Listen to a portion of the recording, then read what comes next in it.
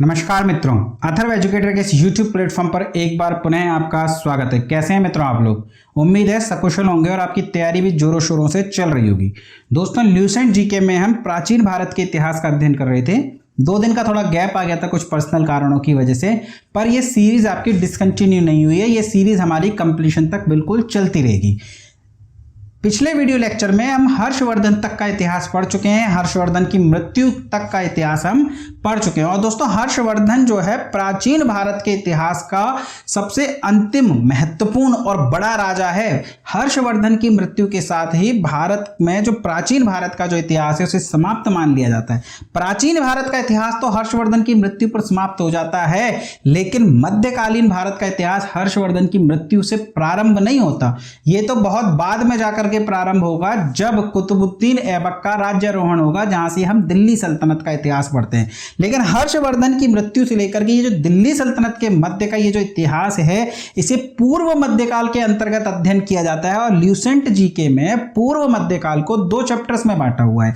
आपकी सहूलियत के लिए इसे 2 चैप्टर में बांटा है। एक है उत्तर भारत के राज्य, पूर्व मध्यकालीन समय में उत्तर भारत के राज्य, और पूर्व मध्यकालीन समय में दक्षिण भारत के राज्य। पूर्व मध्यकाल कब से कब तक माना जाता है? तो 750 ईस्वी से लेकर के 1200 ईस्वी तक का लगभग समय जो है उसे पूर्व मध्यकाल कहते हैं।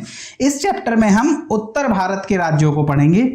तो इससे पहले मैं सेशन प्रारंभ करूं, प्लीज दोस्तों, यदि आप चैनल पर नए आए हैं, अभी तक आपने चैनल को सब्सक्राइब नहीं किया, तो मेरा नम्र निवेदन है, प्लीज चैनल सब्सक्राइब कीजिए। और यदि सेशन पसंद आए तो वीडियो को लाइक भी कीजिएगा। आपको पसंद आ रहा है, आपको लग रहा है कि इससे आपको फायदा होने वाला है, तो अपने दोस्तों को भी इसे शेयर कीजिए और बेल आइकन का बटन दबाना ना भूलिएगा, ताकि मेरे द्वारा डाली जाने वाली वीडियो का नोटिफिकेशन आपको समय रहते मिल सके। और दोस्तों, जो लोग बिहार पुलिस की तैयारी कर रहे हैं, बिहार कांस्टेबल की नई भर्ती के तैयारी कर रहे हैं, वे भी अथर्व एजुकेटर के साथ जुड़ जाइए, क्योंकि आज से चैनल पर Bihar GK, Bihar special GK और बिहार की पूर्व परीक्षाओं में आए हुए प्रश्नों की 2 सीरीज प्रारंभ होने जा रही हैं। तो आप जुड़ जाइए अथर्व एजुकेटर के साथ में। चलिए देखते हैं हम आज का पहला प्रश्न। पूर्व मध्यकालीन भारतीय इतिहास में 750 ईस्वी से 1200 ईस्वी तक का समय मुख्यतः माना जाता है संक्रमण काल, राजपूत काल, भारत पर तुर्क आक्रमण का काल या उपयुक्त सभी। तो देखिए, उत्तर भारत के संदर्भ में कह रहे हैं, इस समय में उत्तर भारत में राजपूतों का शासन था, इसे राजपूत काल कहा जाता है। इस बीच में भारत पर तुर्क आक्रमण हुए हैं, पर मुख्यतः इसे तुर्क आक्रमण का काल नहीं माना जाता, इसे राजपूत काल माना जाता है। राजपूत शक्ति, प्रतिहार शक्ति, परमार शक्ति, चौहान शक्ति, इसने इस समय में इस पूरे क्षेत्र पर शासन किया है, तो इसे क्या कहते हैं? इसे कहते हैं राजपूत काल। चलिए अगला प्रश्न है, 712 ईस्वी में सिंध पर अरबों के आक्रमण के समय वहां का शासक कौन था? 712 ईस्वी में मोहम्मद बिन कासिम के द्वारा भारत पर आक्रमण किया गया। मोहम्मद बिन कासिम का आक्रमण भारत में अरबों का पहला सफल आक्रमण है। देखिए, मोहम्मद बिन कासिम का भारत में पहला अरब आक्रमण नहीं है। अगर आपने किसी पुस्तक में पढ़ा है पहला अरब आक्रमण, तो वो बिल्कुल गलत है। यह पहला सफल अरब आक्रमण है। किसने करा है? तो मोहम्मद बिन कासिम ने। मोहम्मद बिन कासिम ने पहला सफल आक्रमण, मतलब इससे पूर्व जो भी आक्रमण हुए हैं उन्हें भारत में असफलता मिली है, वो भारत के किसी भी क्षेत्र में विजय नहीं प्राप्त कर सके। लेकिन 712 ईस्वी में मोहम्मद बिन कासिम ने पहली बार सिंध के राजा दाहिर को पराजित किया था। तो सिंध का शासक कौन है? दाहिर है। 712 ईस्वी या आपको 711 ईस्वी मिलेगी। जो ये युद्ध जिसमें दाहिर पराजित हुआ, ये 712 ईस्वी में हुआ है और आक्रमण इसके 711 में प्रारंभ हो गए थे। तो 711 एडी और 712 एडी, ये दोनों ही तिथि आपको मिलती हैं। तो इस समय में सिंध का राजा कौन है? दाहिर। और इस पूरे आक्रमण की जानकारी हमें जिस पुस्तक से मिलती है, वो पुस्तक कौन सी है? चचनामा। चचनामा का यदि आपसे लेखक पूछ ले तो ध्यान रखिएगा दोस्तों, लेखक इसका अज्ञात है। माना जाता है कि ये किसी अरबी लेखक ने लिखी है, क्योंकि अरबी भाषा में लिखी गई है, पर इसके लेखक का नाम नहीं मिलता है। किसी भी पुस्तक में, किसी भी सोर्स में आपको नाम दिया गया है तो वह गलत है। चलिए सर्वप्रथम भारत में जजिया कर लगाने का श्रेय सिंध के विजेता मोहम्मद बिन कासिम को दिया जाता है। उसने किस वर्ग को इस कर से पूर्णतः मुक्त रखा? देखिए, जजिया से कई प्रश्न बनते हैं। गैर मुसलमानों से लिया जाने वाला यह कर था जजिया कर। सर्वप्रथम भारत में मोहम्मद बिन कासिम ने लगाया, उसके बाद सभी मुसलमान शासकों ने यह जजिया कर लगा करके रखा। सबसे पहले जजिया कर भारत में किसने समाप्त किया? तो अकबर ने यह जजिया कर समाप्त किया था, और अकबर ने जो जजिया कर समाप्त किया था उसे दोबारा से औरंगजेब ने लगा दिया था। तो ये सभी हम चर्चाएं करेंगे जब हम मध्यकालीन भारत का इतिहास पढ़ेंगे। पर सबसे पहले भारत में जजिया लगाने वाला व्यक्ति कौन है? तो मोहम्मद बिन कासिम। भारत में थोड़ी ना लगा सकता ये, पर भारत में जो क्षेत्र उसने जीत लिए थे, जहां पर अपना नेतृत्व, अपना शासन स्थापित कर लिया था, वहां इसने यह जजिया कर वसूलना प्रारंभ कर दिया है। ध्यान रखिएगा, यहां पर एक मुद्रा चलाई है दिरहम नाम की यह मुद्रा चलाई है और जजिया कर वसूला है। लेकिन ब्राह्मणों से यह जजिया नहीं लिया जाता था। किसी भी मुस्लिम शासक ने ब्राह्मणों से जजिया नहीं लिया था, फिरोज शाह तुगलक तक। भाई, सबसे पहली बार ब्राह्मणों से जजिया लेने वाला यदि कोई शासक आपसे पूछ लिया जाए तो वह फिरोज शाह तुगलक होगा। तो ध्यान रखिएगा, मोहम्मद बिन कासिम ने ब्राह्मणों से जजिया नहीं लिया। ब्राह्मणों से जजिया किस शासक ने वसूला है? तो ऐसी स्थिति में उत्तर हो जाएगा फिरोज शाह तुगलक। चलिए अगला प्रश्न देखते हैं। किस ग्रंथ के उल्लेख के आधार पर यह माना जाता है कि मलेच्छों के अत्याचार से त्रस्त होकर महर्षि वशिष्ठ ने अत्याचारियों के विनाश के लिए आबू पर्वत पर एक यज्ञ किया एवं यज्ञ के अग्निकुंड ने 4 राजपूत कुलों परमार, चालुक्य, सोलंकी, प्रतिहार एवं चौहान का जन्म हुआ? देखिए, कहानी मिलती है पृथ्वीराज रासो में।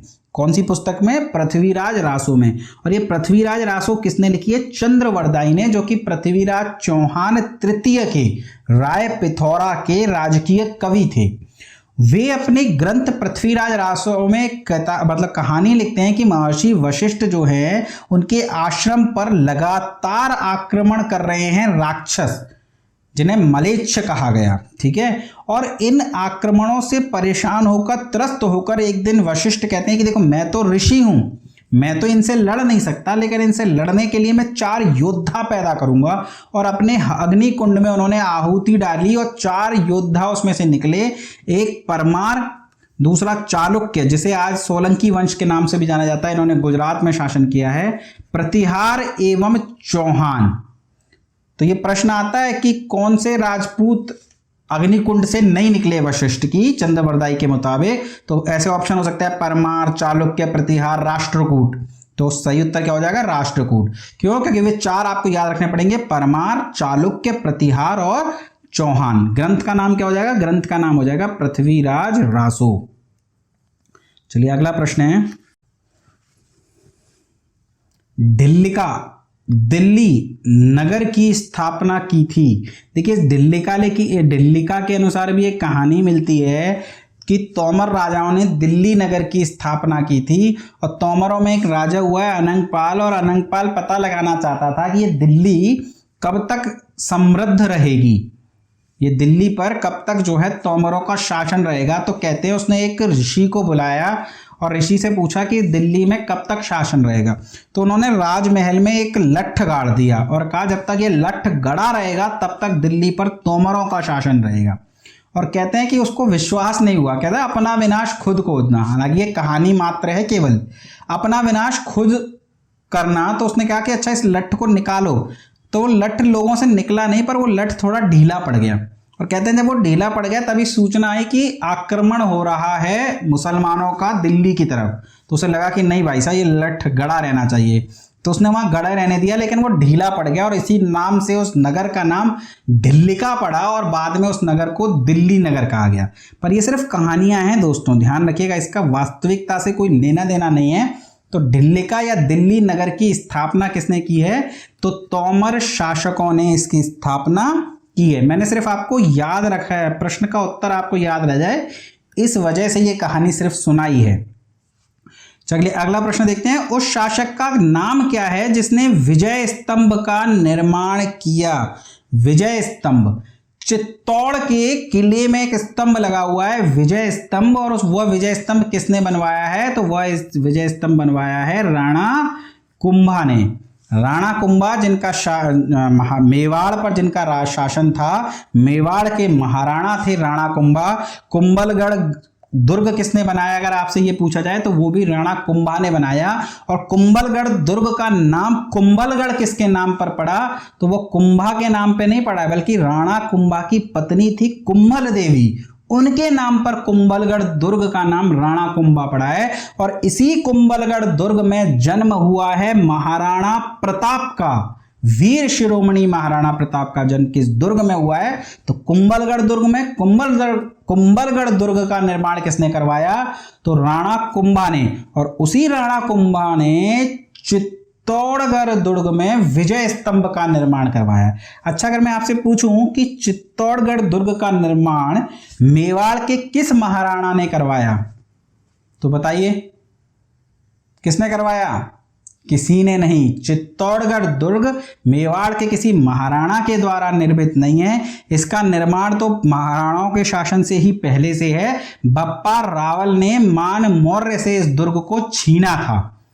तो चित्तौड़गढ़ दुर्ग का निर्माण मेवाड़ के किसी भी राणा या किसी भी महाराणा ने नहीं करवाया, पर उस चित्तौड़गढ़ दुर्ग में विजय स्तंभ का जो निर्माण है वो राणा कुंभा के द्वारा करवाया गया है। अगला है, निम्नलिखित में से भारत पर पहली बार आक्रमण करने वाले कौन थे? देखिए, भारत पर मैंने आपको प्राचीन भारतीय इतिहास में कई आक्रमण पढ़ाए हैं, जिसमें मैंने आपको ईरानी सबसे पहले आक्रमणकारी थे।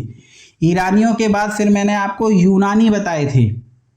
यूनानियों के बाद फिर कौन थे? फिर हमारे शक आए थे। इस तरीके से मैंने आपको पूरा क्रम पढ़ाया था कि नहीं पढ़ाया था? इंडो ग्रीक, फिर शक, फिर कुषाण, ये पूरा क्रम मैंने आपको पढ़ाया था। हूणों तक मैं आपको लेकर के गया था। और तब मैंने आपको बताया था कि मध्यकालीन भारत के इतिहास में यदि प्रथम आक्रमणकारियों की बात करें तो वे अरब हो जाएंगे, और अरबों के बाद आक्रमण करेंगे तुर्क। तो मध्यकालीन भारत के इतिहास में पहले आक्रमणकारी कौन है? अरब। क्योंकि मोहम्मद बिन कासिम जिसने 711 ईस्वी में आक्रमण किया था भारत पर, वह कौन था? अरब था। इसके बाद महमूद गजनबी और मोहम्मद गौरी के आक्रमण होंगे और वे तुर्क थे। तो सबसे पहले किसका आक्रमण होगा? सबसे पहले अरब आक्रमण होगा। पृथ्वीराज रासो निम्नलिखित में से किसने लिखा है? पृथ्वीराज रासो किसके द्वारा लिखा गया है? भवभूति, जयदेव, चंद्रवरदाई या बाणभट्ट? तो पृथ्वीराज रासो लिखा गया है चंद्रवरदाई के द्वारा। अभी अभी हमने पढ़ा ना पृथ्वीराज रासो की पूरी कहानी की, उसमें वशिष्ठ ऋषि ने जो है यज्ञ किया और यज्ञ करने के बाद 4 योद्धाओं को निकाला, प्रतिहार, परमार, चालुक्य और चौहान। तो ये वही पृथ्वीराज रासो है जिसकी रचना किसने करी है? चंद्रवरदाई ने करी है। चलिए, आपको मैच करना है दोस्तों। एक तरफ आपको जो है राजवंश दिए हुए हैं और दूसरी तरफ उनकी राजधानियां दी हुई हैं। तो आपको बताना है क्या किसका मैच किससे बैठता है। प्रतिहारों की राजधानी, तो प्रतिहारों की राजधानी दोस्तों कन्नौज हो जाएगी। चंदेलों की राजधानी खजुराहो हो जाएगी। परमार की धार हो जाएगी। और चालुक्यों की क्या हो जाएगी? अहिलवाड़ा हो जाएगी। तो 1 2 3 4 यानी उत्तर क्या हो जाएगा? उत्तर हो जाएगा हमारा सी। चलिए अगला प्रश्न देखते हैं। 1100 ईस्वी में निर्मित मंदिर जो भुवनेश्वर के अन्य मंदिरों पर प्रधानता रखता है वह कौन सा है? राजा रानी मंदिर, कंदरिया महादेव का मंदिर, त्रिभुवनेश्वर लिंगराज मंदिर या मुक्तेश्वर मंदिर? तो भुवनेश्वर का सबसे महत्वपूर्ण मंदिर कौन सा है? त्रिभुवनेश्वर लिंगराज का मंदिर। दिलवाड़ा मंदिर कहाँ स्थित है? श्रवणबेलगोला, पारसनाथ, इंदौर या आबू पर्वत? तो एक जैन मंदिर है दोस्तों, संगमरमर से निर्मित बहुत सुंदर जैन मंदिर है। और ये कहाँ पर है? तो ये राजस्थान के सिरोही जिले के आबू पर्वत पर ये स्थित है। माउंट आबू बहुत सुंदर जगह है राजस्थान में, और वहां पर ये बहुत ही सुंदर मंदिर स्थित है। खजुराहो स्थित मंदिरों का निर्माण किसने किया था? तो खजुराहो का निर्माण, खजुराहो के ये जो मंदिर है इनका निर्माण किसने करा है? तो इसका निर्माण करा है चंदेल राजपूतों ने। खजुराहो में बहुत से मंदिर हैं, बहुत सुंदर सुंदर मंदिर हैं, और उनका निर्माण किसने करा है? चंदेल राजपूत ने। आपको बताना है खजुराहो का सबसे प्रसिद्ध मंदिर कौन सा है। चलिए अगला है, विजय स्तंभ कहाँ स्थित है? दिल्ली में, झांसी में, चित्तौड़गढ़ में या सीकरी में? तो हमने चर्चा करी विजय स्तंभ कहाँ स्थित है। विजय स्तंभ स्थित है चित्तौड़गढ़ में। और इसका निर्माण किसने करवाया है? तो इसका निर्माण करवाया है राणा कुंभा ने, मोकल पुत्र राणा कुंभा। चलिए, लिंगराज मंदिर की नींव डाली थी ययाति केसरी ने, लालतेंदु केसरी ने, नरसिंह देव ने या प्रताप रुद्र देव ने? लिंगराज मंदिर कहाँ स्थित है? भुवनेश्वर में। किसके द्वारा इस मंदिर का निर्माण प्रारंभ करवाया गया? तो ययाति केसरी के द्वारा इस मंदिर का निर्माण कार्य प्रारंभ करवाया गया। चलिए अगला है, सोमनाथ के मंदिर पर 1025 ईस्वी में महमूद गजनबी के आक्रमण के समय गुजरात का शासक कौन था? यानी 1025 में महमूद गजनबी ने गुजरात पर आक्रमण किया और सोमनाथ मंदिर को लूटा। यह महमूद गजनबी के आक्रमणों में सबसे महत्वपूर्ण आक्रमण माना जाता है, क्योंकि इस आक्रमण ने हिंदू धर्म की सीधे सीधे आस्था पर चोट करी और 12 ज्योतिर्लिंगों में से एक ज्योतिर्लिंग सोमनाथ मंदिर को लूटा।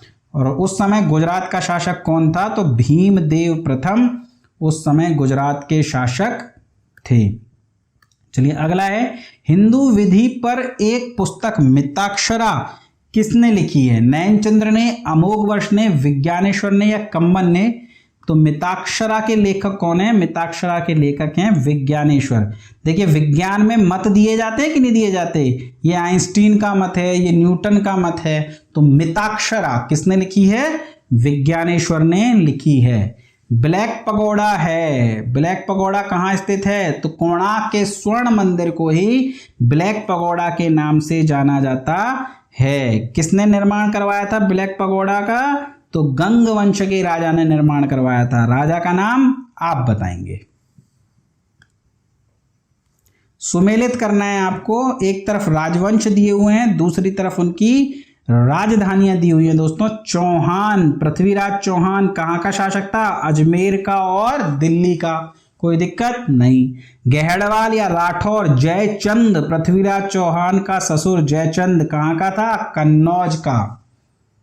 गोहिलित या सिसोदिया, ये महाराणा वंश के होते हैं। गोहिल महाराणा में जो मेवाड़ में राजा हैं उनके दो वंश चलते हैं, हालांकि एक ही फैमिली ट्री के हैं। मेवाड़ राजघराने की स्थापना करी है गोहिल वंश ने, तो उसके वंशज गोहिलौत कहलाए। फिर जब राणा रतन सिंह के समय में अलाउद्दीन खिलजी का आक्रमण हुआ तो राणा रतन सिंह मर गए और चित्तौड़ पर आक्रमण हो गया अलाउद्दीन खिलजी का। अलाउद्दीन खिलजी ने उसका नाम बदल करके खिजराबाद कर दिया। फिर राणा रतन सिंह के ही फैमिली में जो है सिसोदिया, हम्मीरदेव सिसोदिया ने वापस जो है कब्जा करा है किस पर? मेवाड़ पर। तो हम्मीरदेव सिसोदिया के जो वंशज हैं वो क्या कहलाए? वे कहलाए सिसोदिया राजवंश। तो ये गोहिलत और सिसोदिया एक ही फैमिली से हैं, पर क्योंकि बीच में ब्रेक आ गया तो उस वंशवेल को अलग अलग कहने लग गए। राणा रतन सिंह से पहले के जो वंशवेल है उसे गोहिलौत वंशवेल कहा जाता है, और हम्मीरदेव सिसोदिया के बाद का वंशवेल सिसोदिया वंशवेल कहा जाता है। पर इनकी राजधानी कौन सी थी? तो इनकी राजधानी थी चित्तौड़। और कलचुरी या है वंश की राजधानी क्या है? तो वो हो जाएगी त्रिपुरी।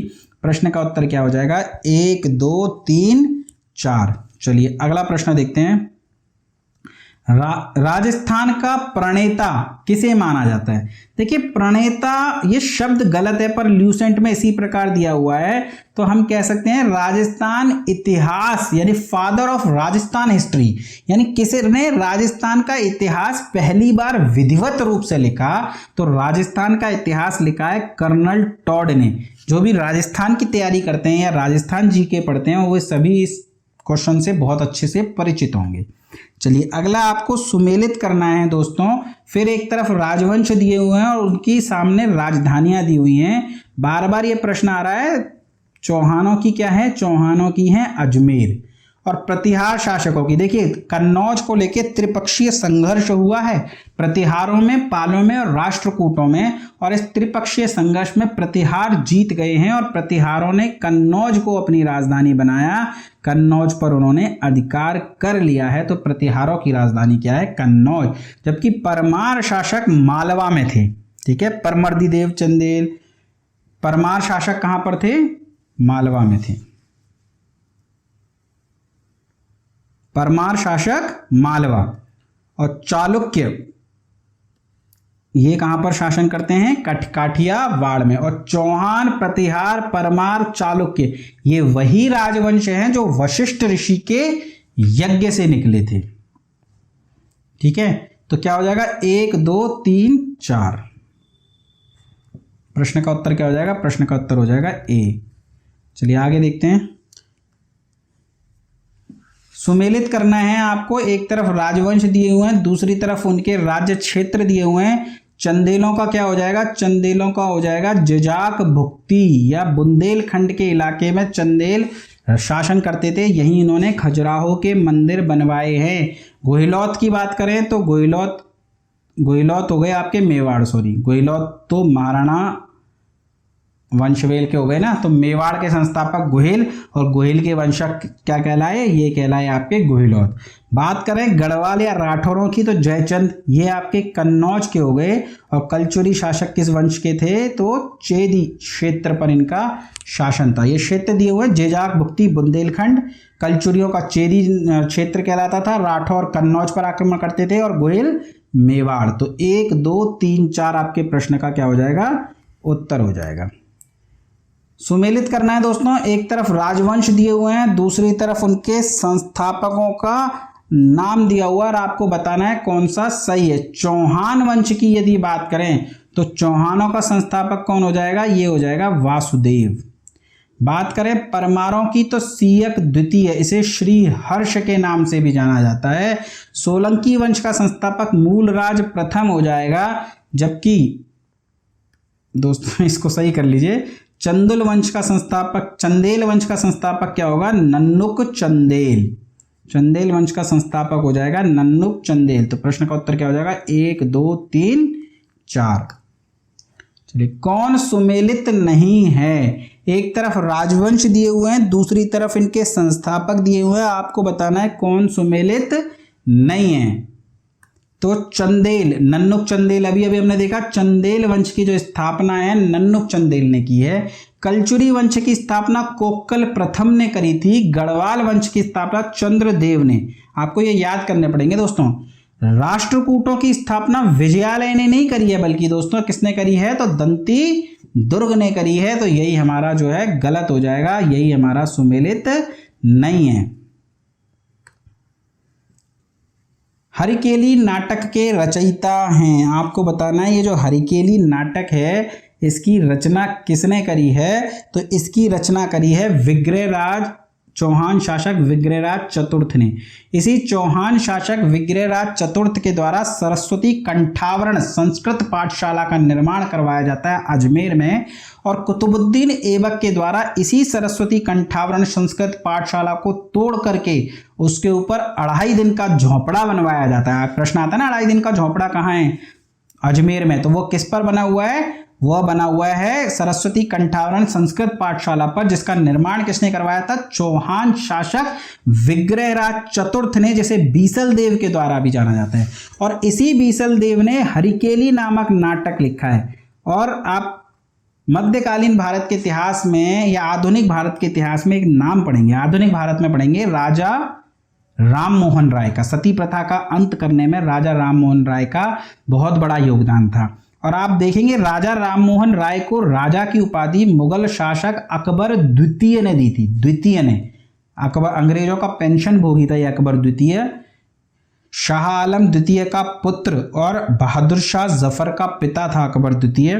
तो इस अकबर द्वितीय ने राजा राम मोहन राय को भेजा है लंदन में अपनी पेंशन बढ़वाने के लिए, और लंदन में ही राजा राम मोहन राय की मृत्यु हो जाती है, वहीं इनको दफना दिया जाता है। और इनकी समाधि पर हरिकेली नाटक की कुछ पंक्तियां लिखी हुई हैं। तो ये हरिकेली नाटक चौहान शासक विग्रहराज चतुर्थ के द्वारा रचा गया था। इस नाटक के कुछ अंश, इस नाटक मतलब ये तो प्रश्न ऐसे ही दिया हुआ था बुक में, तो शायद मैंने उस समय टाइप आपको कर दिया था। यहाँ देखिएगा कौन सा नाटक है, तो ये हरिकेली नाटक है। इस नाटक के कुछ अंश 2.5 दिन का झोंपड़ा मस्जिद की दीवारों पर अंकित हैं। वास्तव में वो कोई मस्जिद थोड़ी थी, वो तो सरस्वती कंठावरण संस्कृत पाठशाला थी, तो उस पर अंकित करवाए थे इस नाटक के अंश, क्योंकि नाटक भी हरि की विग्रहराज चतुर्थ ने लिखा है और सरस्वती कंठावरण पाठशाला भी विग्रहराज चतुर्थ ने लिखी थी। उसको तुड़वा करके, उसका ऊपर का पोर्शन वोशन तुड़वा करके उसे मस्जिद का शेप दे दिया किसने, कुतुबुद्दीन ऐबक ने, और उसे 2.5 दिन का झोंपड़ा कहा। 2.5 दिन का झोंपड़ा क्यों कहते हैं, क्योंकि पंजाब शाह पीर का वहां 2.5 दिन का मेला या उर्स लगता है, तो वहां पर नाटक अंकित है कौन से। अच्छा, ये प्रश्न पूछा गया है, ठीक है, फिर तो सही है ये प्रश्न। किस नाटक के, ये इस नहीं है, फिर ये किस कर लीजिए आप इसे। किस नाटक के कुछ अंश 2.5 दिन का झोंपड़ा मस्जिद की दीवारों पर अंकित है, तो वो कौन सा हो जाएगा, वो हो जाएगा आपका हरिकेली नामक नाटक। ठीक है, चलिए आगे देखते हैं। रानी पद्मिनी का नाम अलाउद्दीन खिलजी की विजयों से जोड़ा जाता है, उसके पति का नाम क्या है, तो पद्मावत मूवी तो सभी ने देखी होगी, क्या नाम है, राणा रतन सिंह। राणा रतन सिंह की पत्नी थी पद्मिनी। अलाउद्दीन खिलजी के आक्रमण के समय रानी पद्मिनी के द्वारा जौहर कर लिया जाता है, जो कि चित्तौड़ का दूसरा जौहर कहलाता है। पहला जौहर किसने करा था, तो रानी कर्णावती ने, और दूसरा जौहर किसने किया था, रानी पद्मिनी के नेतृत्व में। विक्रमशिला शिक्षा केंद्र के संस्थापक हैं। विक्रमशिला शिक्षा केंद्र या विक्रमशिला विश्वविद्यालय, जहां बौद्ध शिक्षा दी जाती थी, बौद्ध शिक्षा के लिए यह प्रसिद्ध था, और यह किस वंश के द्वारा बनवाया गया, इसका निर्माण किस वंश के राजाओं के द्वारा करवाया गया, तो पाल वंश के राजाओं के द्वारा करवाया गया। और पाल वंश में भी विशेषता कौन सा राजा था, तो वो हो जाएगा आपका धर्मपाल। चलिए आगे देखते हैं।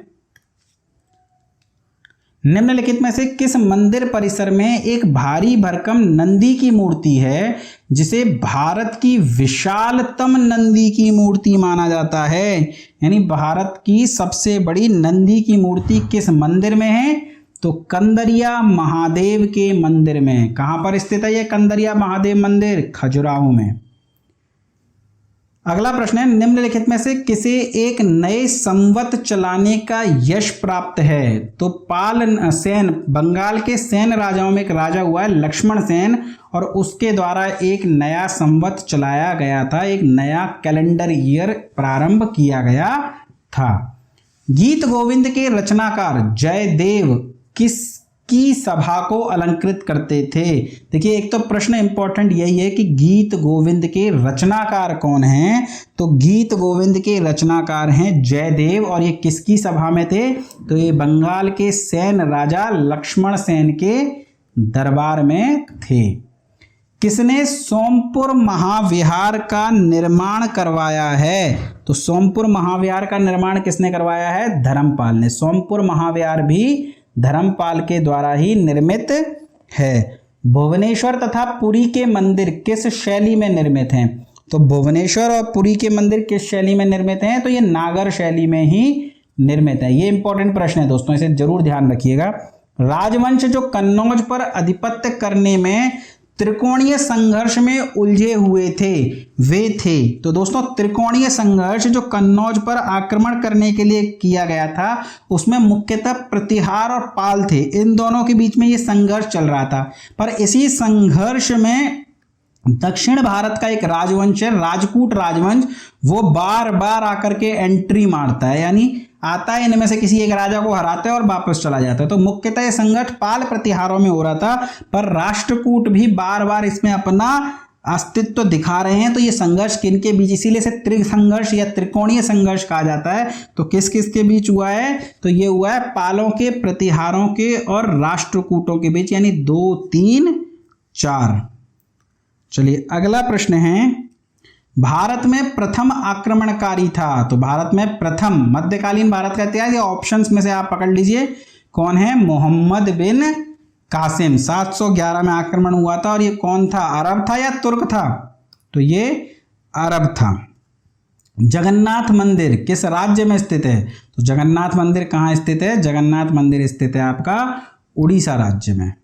पुरी में स्थित कोणार्क के विशाल सूर्य देव के मंदिर के निर्माता थे?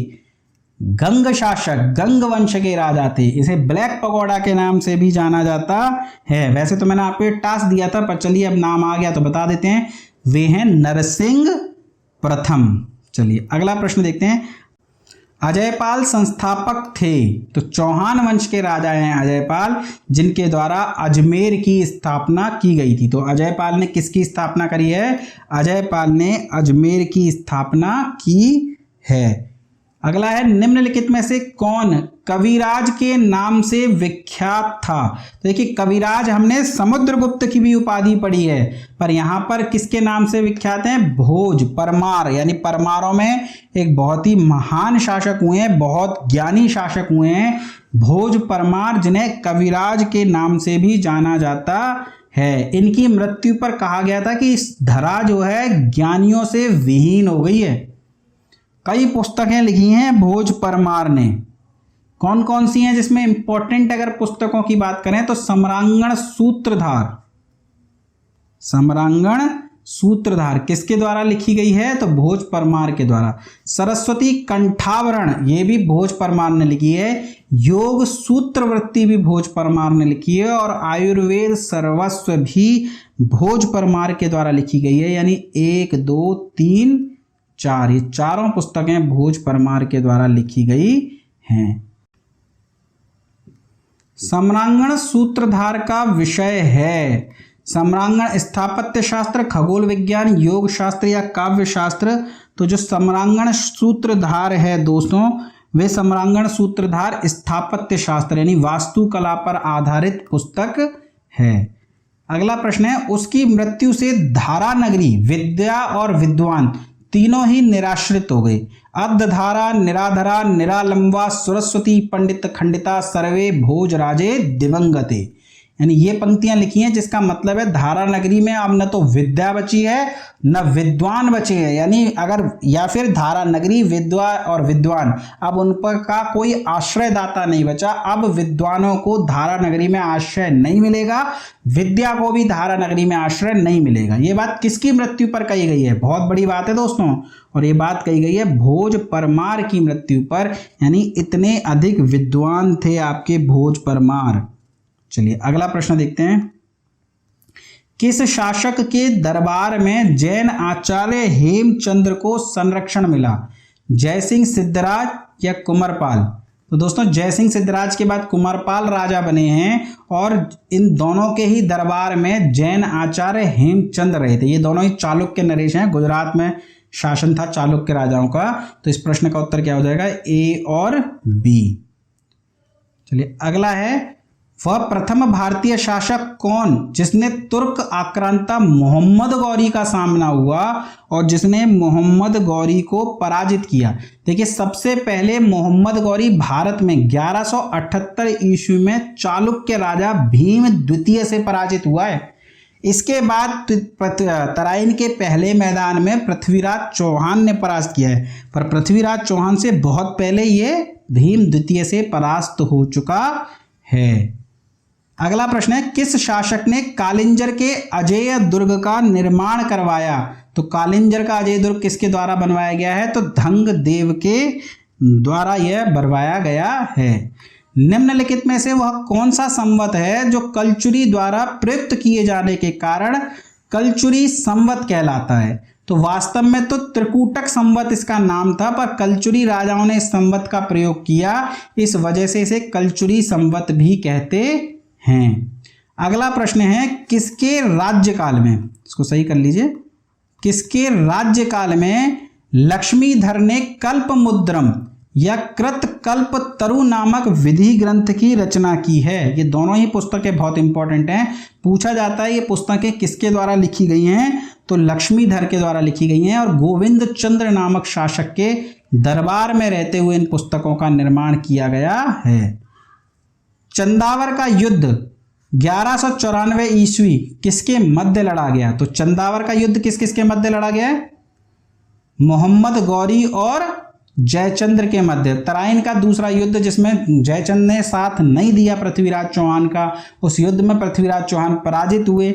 मोहम्मद गौरी से उपहार मिलना चाहिए था इस जयचंद को, पर मिला क्या? युद्ध, चंदावर का युद्ध। और इस युद्ध में जयचंद को परास्त कर दिया है मोहम्मद गौरी ने। नैषद चरित व खंड खाद्य के रचयिता श्री हर्ष किस शासक के राजकवि थे? तो नैषद खंड खाद्य किसने लिखा है? ये लिखा है आपका श्री हर्ष ने। और श्री हर्ष किसके शासन दरबार में थे? तो ये जयचंद्र के दरबार में थे। अगला प्रश्न है, निम्नलिखित शहरों में से किसमें लिंगराज का मंदिर अवस्थित है? भुवनेश्वर में, बीजापुर में, कोलकाता में, श्रवणबेलगोला में। तो ये किसमें स्थित है? ये स्थित है आपका भुवनेश्वर में। चलिए अगला प्रश्न देखते हैं। सुमेलित करना है आपको। एक तरफ जो है आपके ग्रंथकार दिए हुए हैं और दूसरी तरफ आपको उन ग्रंथों का नाम दिया हुआ है। कलहण किसके द्वारा लिखा गया है? तो इंपॉर्टेंट ग्रंथ है, आसान प्रश्न है, क्योंकि आसान क्यों है, कई बार पूछा गया है। कलहण किसके द्वारा लिखा गया है? राजतरंगिणी के द्वारा। इसमें कश्मीर का इतिहास बताया गया है। तो कश्मीर के इतिहास का वर्णन किसमें है? राजतरंगिणी में। और किसने लिखा है? तो ये लिखा है कलहण ने। बिल्हण के द्वारा विक्रमांक देव चरित की रचना की गई है, जबकि जैनक के द्वारा पृथ्वीराज रासो चंद्रवरदाई ने लिखा है, जबकि पृथ्वीराज विजय किसने लिखी है? जैनक ने। और सोमदेव ने ललित विग्रह राज। ये सभी पुस्तकें इंपॉर्टेंट है दोस्तों, पूछी जाती हैं एग्जाम में। इनमें से किसी को भी आप छोड़ने की भूल नहीं कर सकते। किस पर स्वामित्व के लिए पाल, प्रतिहार व राष्ट्रकूटों के बीच त्रिपक्षीय संघर्ष हुआ? तो कन्नौज पर कब्जा करने के लिए लड़ाई हुई है। त्रिपक्षीय संघर्ष की पहल किसने करी? तीन शक्तियों के बीच त्रिपक्षीय संघर्ष हो रहा है। प्रतिहार, पाल और राष्ट्रकूट, इसमें से किसने त्रिपक्षीय संघर्ष की शुरुआत करी है? तो वह वत्सराज ने करी है। प्रतिहार शासक है वत्सराज और आयुधवंशी राजाओं का शासन चल रहा है कन्नौज पर। कन्नौज पर न तो प्रतिहारों का शासन है, न पालों का, न राष्ट्रकूटों का। लेकिन ये वत्सराज क्या करता है? कन्नौज पर आक्रमण करके कन्नौज के राजा को परास्त करके उसे अपने अधीन कर लेता है। और ये बात पालों को बर्दाश्त नहीं होती, तो फिर पाल जो है इनसे युद्ध करना शुरू करते हैं और बीच में आ जाते हैं राष्ट्रकूट। तो इस प्रकार ये संघर्ष प्रारंभ हो जाता है। तो ये संघर्ष किसके द्वारा प्रारंभ हुआ है? तो वत्सराज के द्वारा यह संघर्ष प्रारंभ किया गया है। त्रिपक्षीय संघर्ष का आरंभ किस सदी में हुआ है? तो त्रिपक्षीय संघर्ष हुआ है 8वीं सदी ईस्वी में। त्रिपक्षीय संघर्ष का आरंभ और अंत किस राजवंश ने किया? तो देखो वत्सराज ने किया था कि नहीं किया था? वत्सराज प्रतिहार शासक था। कई बार प्रतिहार पराजित भी हुए हैं, लेकिन अंततः जीते कौन है? प्रतिहार ही जीते हैं।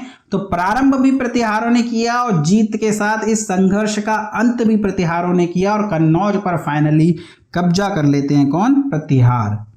चलिए, त्रिपक्षीय संघर्ष में भाग लेकर उत्तर भारत की राजनीति में हस्तक्षेप करने वाली और दक्षिण से उत्तर पर आक्रमण करने वाली दक्षिण की प्रथम शक्ति थी। तो मैंने आपको बताया ना, उत्तर में प्रतिहार और पाल हैं और ये आपस में लड़ रहे हैं कन्नौज को लेके। राष्ट्रकूट, इनका कन्नौज में कोई खास इंटरेस्ट नहीं है, पर ये बीच में आते हैं, कभी इन्हें पराजित कर जाते हैं, कभी इन्हें। ये बता रहे हैं कि यहाँ हम बैठे हुए हैं और हमारा अस्तित्व, हमारी शक्ति तुमसे ज्यादा पावरफुल है। ये केवल शक्ति प्रदर्शन कर रहे हैं। तो बीच बीच में कौन आ रहे हैं? ये आ रहे हैं आपके राष्ट्रकूट। चलिए अगला है, पाल वंश का संस्थापक कौन है? तो पाल वंश की स्थापना किसने करी है? पाल वंश की स्थापना करी है गोपाल ने।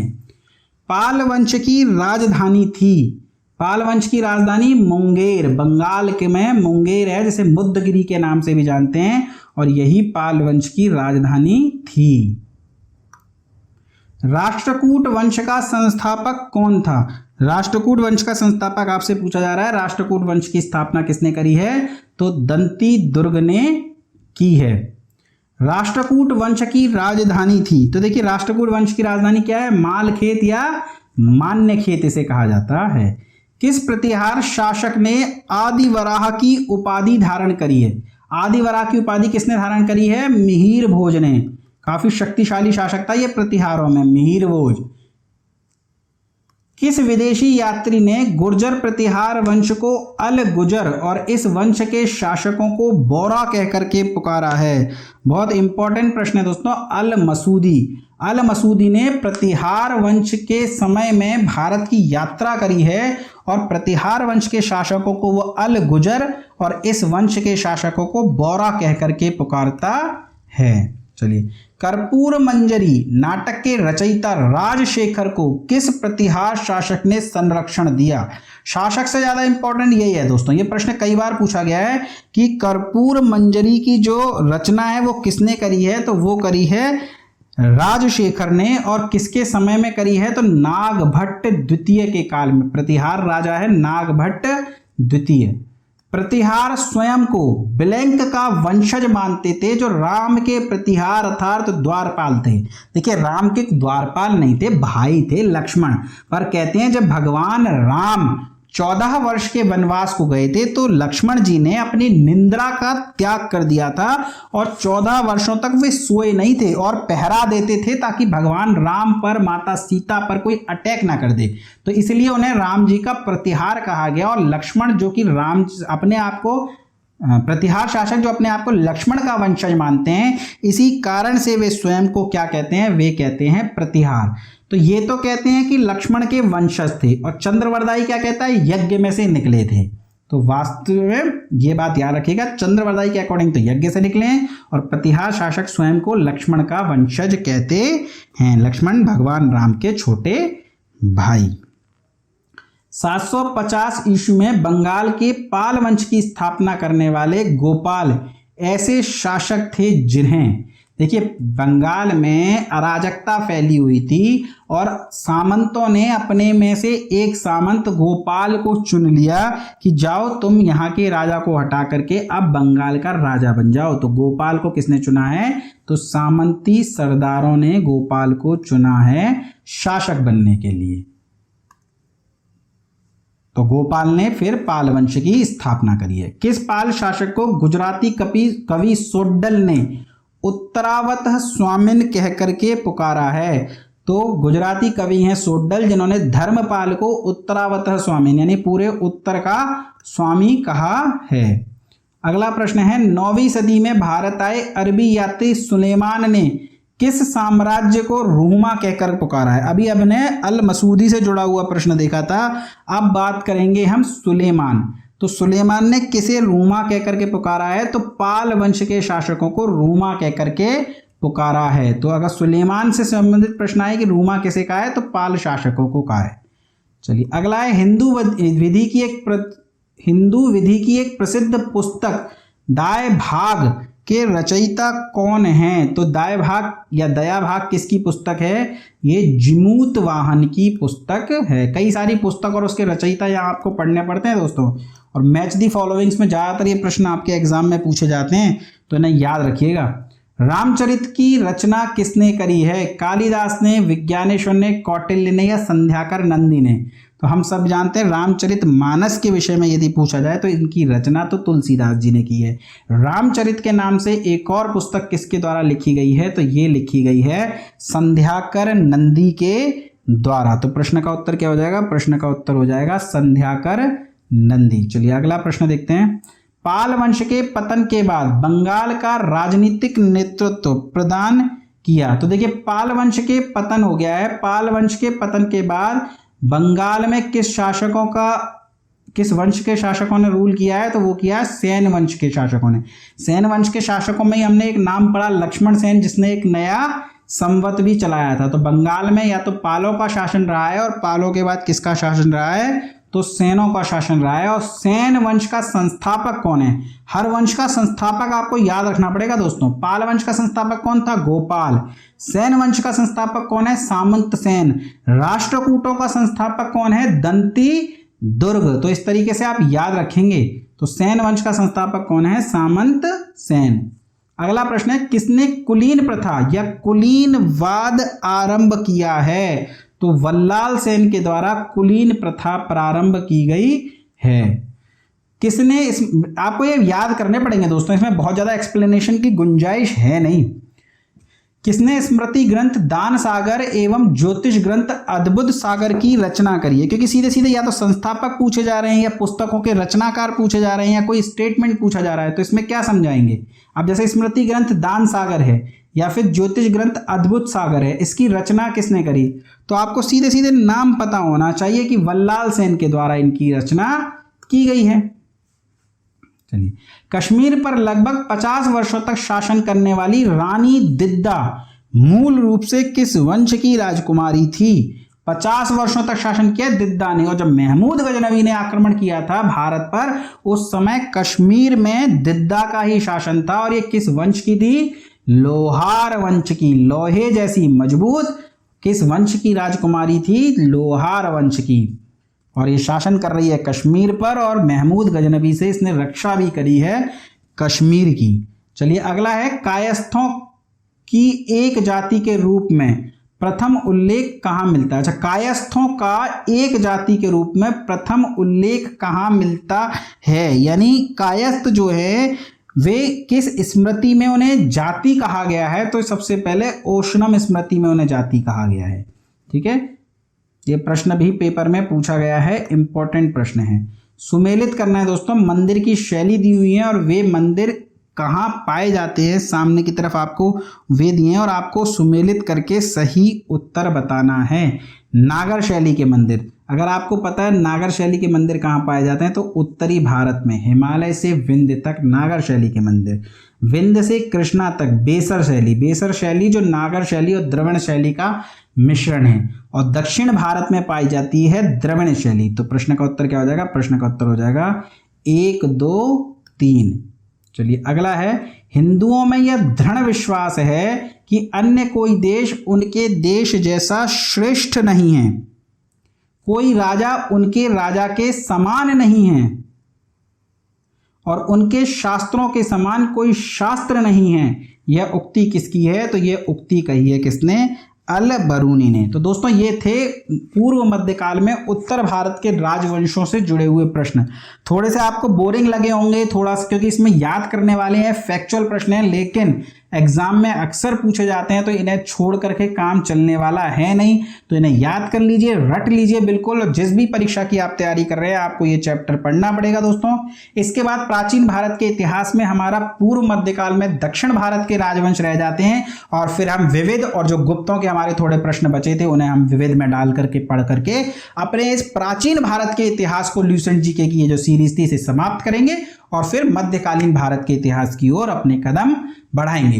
तो दोस्तों, पढ़ते रहिए, मस्त रहिए, चैनल को शेयर सब्सक्राइब करते रहिए। धन्यवाद दोस्तों।